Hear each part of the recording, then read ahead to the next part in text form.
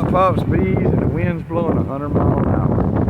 I'm trying to get this swarm to like this box without creating a whole lot of ruckus. And with the wind blowing 100 miles an hour, it's not being very nice to us. That one's trying to get behind my glasses. So we're playing the fool out here in the 100-mile-an-hour wind. Not real fun.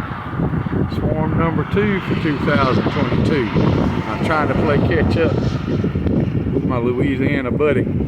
So coming after you, brother. Number 2 on a day that's not so nice to catch swarms. I hope it's not one of mine, but I reckon we'll find out. Y'all have a good day. Bye-bye.